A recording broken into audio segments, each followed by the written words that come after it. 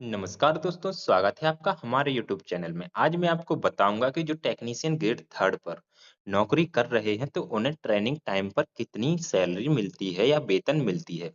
तो मेरा नाम है देवेंद्र कुशवाहा और मैं अभी सिकंदराबाद डिवीजन में जॉब कर रहा हूँ।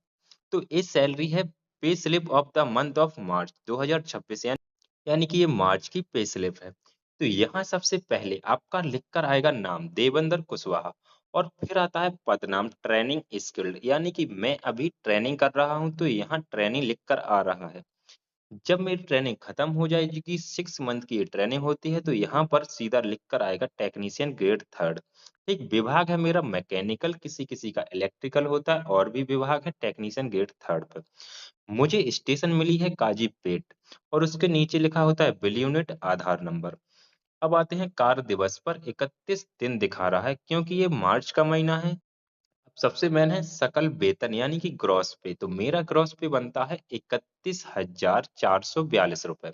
तो ये सीधा का सीधा आपके अकाउंट में नहीं आएगा, इसमें से कुछ कटौतियां होंगी। ठीक है, तो मेरी कितनी 300 रुपए की कटौती होती है। और फिर जो यहाँ पर बचता है यानी कि नेट पे, ये आपके खाते में आता है। तो मेरे खाते में कितना आता है 300 कटने के बाद 31,142 रुपए। ठीक। तो ये कटौतियां कहाँ होती हैं? तो ये कटौतियां कहाँ होती हैं? तो 200 रुपए जाते हैं मेरे आंध्र प्रदेश स्टेट को और 100 रुपए जाते हैं SCRMU सब्सक्रिप्ट यूनियन। तो यूनियन पर मैंने साइन किया था। ये जरूरी नहीं है कि सबके कटे, जो साइन करता है उसी का कटता है। अगर आप साइन नहीं करेंगे तो ये हर मंथ आपके 100 रुपए नहीं कटेंगे। ठीक है। अब आते हैं आपका यहाँ पर बेसिक पे पर। तो मेरा बेसिक पे यानी कि टेक्नीशियन ग्रेड थर्ड का बेसिक पे है 19,900 रुपए। ग्रुप डी का होता है 18,000। ठीक।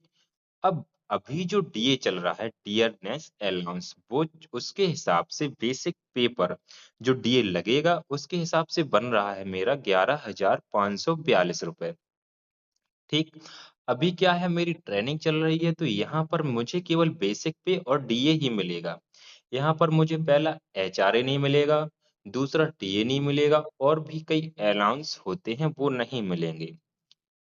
ठीक। अब जब यहाँ यहाँ देखेंगे डेट ऑफ बर्थ लिखी रहती है, डेट ऑफ ज्वाइनिंग, तो मेरी ज्वाइनिंग हुई थी 6 जनवरी 2026 को।